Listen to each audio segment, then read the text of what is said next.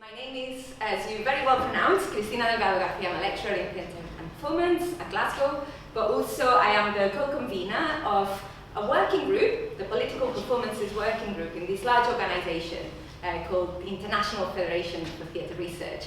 And this means that I am accustomed to talking to academic audiences, but not so much to the general public, so I'm very thankful to know me for this. So I'm going to talk a little bit about my research specialism and what I'm doing now and what I'm planning to do in the near future. I specialise in British theatre and performance, and increasingly, and for political reasons, European theatre as well. I'm particularly interested in how playwrights and theatre makers engage with political and ethical issues that are pertinent to our moment. And much of my research, therefore, engages with practitioners and work that are political from the get-go, that have a political motivation to it. But also, and perhaps this ties in with some of the themes that have been discussed in the morning, I'm interested in how theatre may play a role in crystallizing, shaping, or challenging some ideas. So sometimes I look at theatre or performances that are not necessarily politically motivated, but that nonetheless, I think, have a knock-on effect on how we think about the world, or how we, what we think might be common sense. So I'll give you an example. My first book, which was titled Rethinking Character in Contemporary British Theatre, was fascinated by this new trend that saw in the, pervasive trend in the 1990s in Britain, that saw many playwrights not attributing the lines to particular characters. So you grabbed the book, the script, and it read like a poem. You didn't know who was saying what. And the common discourse among academics was that there was no character here. This was the crisis of the subject. And one of the things that I thought when I encountered these receptions was that perhaps there was something ethically problematic in saying, I do not recognize who's speaking, therefore this doesn't count as a person. I thought that there was something politically a little bit wrong. So I set out to investigate what other visions of who we are might be portrayed when we confuse identity, when we don't let you know who I am. And what I discovered in writing that book is that there was this very heterogeneous range of thinking about who we are that was a little bit perhaps more fluid, sometimes in terms of gender, but others in quite magnificent ways, in terms of age, for example, how different it felt when a particular script that didn't attribute the lines was performed by somebody old, somebody young, how that script was performed by one person or different people at the same time, how that changed meaning. So in a way, what I discovered is that perhaps there are ways that are less individualistic to think about who we are, and also less demanding of others in demanding a very transparent exposition of ourselves. So that's what interests me generally, and this showcase catches me in a sort of sweet or maybe bittersweet moment between the ending of a research project and that sense of oh, what comes next? What am I doing next? So I'm going to tell you about the project that I'm finishing. I've been involved in a 4-year-long project, and I'm in the final 10 months of it, and it's titled British Theatre in the 21st Century, Crisis, Affect and Community. Quite significantly, this project was funded by the European Union as well as by the Spanish government. The principal investigator is actually a professor at the University of Barcelona, where I'm from, and the team of academics doing this research, we're based myself in Glasgow, but also in Augsburg, in Valencia, Barcelona of course, Prague as well. And together we've been examining how contemporary British playwrights have responded to the last 2 decades, which we came to see as a series of compounding crises: financial crisis, political crisis, environmental crisis, medical, humanitarian crisis, if you think, for example, about migration. And we were interested in how contemporary British theatre had responded to this crisis, but also how, in relation to this, notions of community emerged. In a way, we thought that who we think we are, who we want to be and how we should govern ourselves, like, really came to the foreground in these moments of crisis. And we wanted to highlight in our research the importance of feelings, also in relation to crisis and community. For example, the financial crisis is not something only that we felt materially in terms of our wealth, but also in terms, for many, of an ongoing anxiety. So, you know, like, feelings are important. Another example, ideas of who we are as a community are sometimes colored by very passionate attachments to ideas of nation or ideas of history.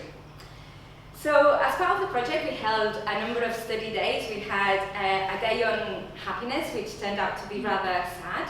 Another day on it's true. Another day on the politics of feelings in general, another one on crisis. And the combination of this project is a book that I'm co-editing with another 2 colleagues and that will be published at the end of this year. And I want to tell you, in the time that I have left, a little bit about my contribution to it, which has been a study of British theatre's relationship to democracy in the last 10 years, which has been rather turbulent. If you think about the number of elections, unelected prime ministers, referendums and the aftermath of this, prorogation of parliament, etc., etc., etc.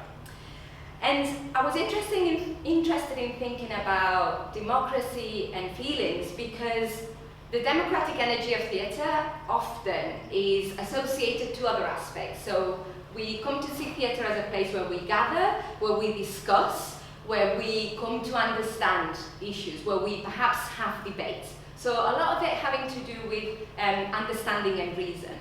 And I've been thinking that maybe there's a cultural bias against emotion, that feelings are often seen as an antithesis of all this. Sarah Ahmed writes really beautifully about how very often emotions are portrayed as if they cloud our thinking. They don't allow us to think right. And there is a wealth of research, including Sarah Ahmed's research, that would say otherwise.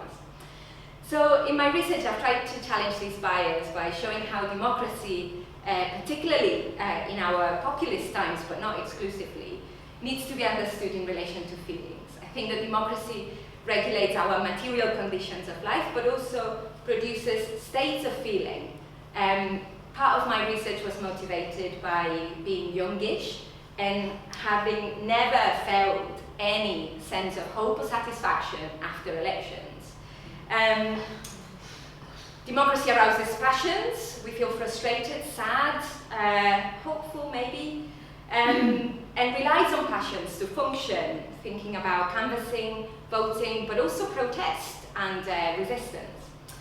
So by focusing on feelings in relation to democracy, it allowed me to look at theatre like as a rich body of work in the last 10 years that focuses on democracy as a way of like reflecting about it or responding to it. And thinking about feelings and democracy allowed me to read this work in a different light. And I'm going to tell you about 3 examples only, maybe 4. Do I have time? Yes. So, for example, David Gregg, who's a Scottish playwright, did a version of a Greek tragedy called The Suppliant Women in 2006, which premiered at the Royal Lyceum in Edinburgh, and which was much applauded because it felt very democratic. It had a community cast of women who were trained for the purposes of the performance, and when this performance travelled to other places, a new community cast was gathered and trained, and it really did feel, for many, that was democratic because the city was participating in it, and it was showing its product to the city. So it was a play that was democratic in content, it does reflect on democracy, but also in its strategy. And yet, looking at democracy and feelings in the play made me realize that, in fact, Greg, who had done a version that was very faithful to the original, had kept a lot of the ugly feelings that traverse the birth of democracy. So, for example, in the play, democracy is presented as if it was inseparable from a fear of the Arabic men, who are always presented as violent and misogynistic. I also realized that Greg had also maintained from the original this sense that the migrant other in this democratic city should always remain in debt, always remain grateful for being able to be part of that community. And it kind of like made me think about these mixed feelings that we might have about democracy, where on the one hand, we have many hopes put on its potential to make us live really much more equal lives and just lives and allow us to flourish. And then how there are these other sort of, as I said, ugly feelings traversing and ugly experiences. There were other performances that came up in my research that I think are worth mentioning. So for example, I was interested in these, the different versions. So on the one hand, there's this Greek ideal of democracy, and yet on another side of the spectrum, I did research on a lot of performances that seem to try to express how democracy actually feels like. So I'll give you two examples. Torycore by Lucy Ellinson and Chris Thorpe. They took verbatim, word by word, Tory party statements and political interventions, and they set them to doom hardcore music. And the idea was that this sort of like doom metal music was a form that was suited to the darker sort of undertones of what otherwise seems to be quite suave rhetoric. Or for example, another collective in London, a feminist collective called Femme Feral, who are responsible for a series of performances called Theresa May Smackdown, which were not gigs like Torycore, but actually fights. They wanted to express pent-up anger at the number of, I guess, at like state violence, really, and trying to articulate a desire to really actually fight back. I was also thinking about Selena Thompson's, who put forward a really interesting proposition. She wants to imagine what may be to arrange a government otherwise. So she invited disengaged young people who had never voted and had no intention to do so to a week-long boot camp to begin to think about alternative ways of forming a government. So for example, by sortition, like when you're called to do jury service, rather than by election. What would that make us behave like, and what would we have to learn in school in order to be able to fulfill really fully our duty? So I'm not going to overstay my welcome, so I'm going to wrap it up here, but I just want to say, if you're interested in this, the Theatre Studies Unit at Glasgow University organises monthly research talks that are open to the public, so I'm going to be giving a full-blown sad, angry, democratic talk on the 19th of March, but we have a range of like fantastic speakers lined up.